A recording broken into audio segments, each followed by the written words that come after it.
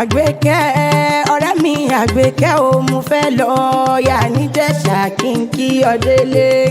ọ̀rẹ́ mi Àgbékẹ́ o mo fẹ́ lọ yà níjẹ̀ṣà kí n kí ọ délé.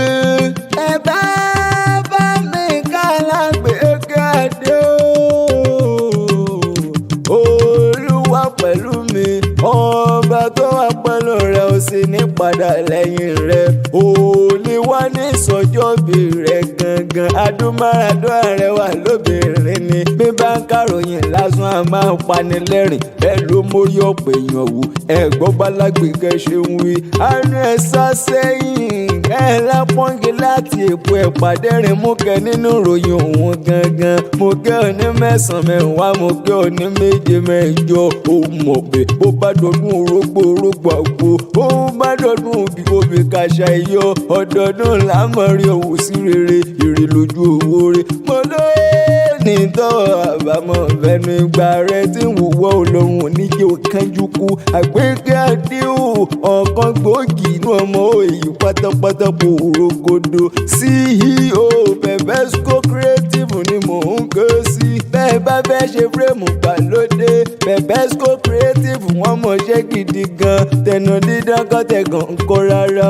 Olúwa pẹ̀lú mi Àgbékẹ́ èmi olóyè èdè mo rí ibà lọ́dọ̀ àwọn bàbá rẹ̀. gbogbo ọmọ èyí pátápátá ló ní kí o dáadáa. èmi ń wá mọ́lé àwọn bàbá rẹ̀. Ìjẹ̀ṣà òṣèré onílẹ̀ òbí ọmọ ẹlẹ́ni àti ẹ̀ka àjíṣọlá nìyẹn ọmọ ẹlẹ́ni ẹ̀wẹ̀lẹ̀. Ìjẹ̀ṣà Oriki Ijesha ilé lẹ́rú owó ayé ti múná roko. Àgbékẹ́ Adéhùn òbí tó dára wọ̀ sápò ẹni èyí tí ò dára wọ̀ sínú gbó nínú ilé bàbá rẹ̀. ẹranko nù gbárí mú jẹ ni ẹ̀yin lọ́mọ arọ́pọ́n lájò bí sí. kékeré owó kò gbọ́dọ̀ mọ̀ bá gba jẹjẹ ò gbọ́dọ̀ yọ kábàbà torí bí yán bá mọ bí òkò o wọn á ní ẹ lọ rèé fún Ìjẹ̀ṣà jẹ nínú ilé bàbá rẹ̀. Àgbékẹ́ Adéhùn èmi ò lè sọ̀rọ̀ Ìjẹ̀ṣà kẹ́mi má jòbí tó gbó ṣáṣáṣá. ìlọ́wọ́ adélé àwọn yẹyẹ rẹ̀ ọmọ onífẹ̀ẹ́ àbúrò ọmọ akábà owó rẹ̀ máa bù ń tẹ́ni níyàn ọmọ ojúra bẹ́ẹ̀ sá.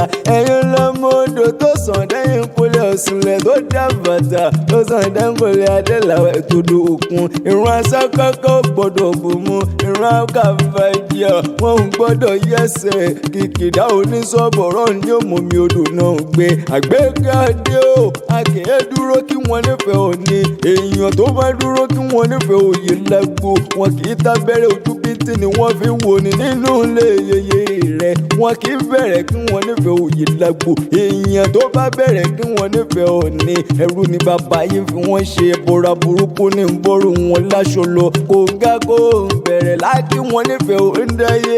Olúwa pẹ̀lú mi Àgbékẹ́ ó ti sọdún eléyìí náà ṣe tẹ̀mí sí nínú owó níní nínú ọ̀la nílẹ̀ tá láìkú ti rí gbogbo kò wá sí bó ṣe lè pẹ́rẹ́ ètò ọ̀ní bùrìbùrì kò fẹsẹ̀ kọ́ nílé ayé o.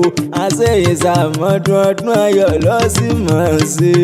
bàbá wọn pé tán ní nǹkan ewì láti ògùn máa lóló èdè akéwì lèmi ń jẹ. mo kó pọ́npọ́ ti lè rọ mo kó kùmọ̀ yàtọ̀ ń bẹ̀lẹ̀ fún èmi là kírìkì ọ̀rọ̀ tí fi mọ́ lọ́rùn ojú ọ̀rọ̀ balẹ̀ tá wàràwàrà.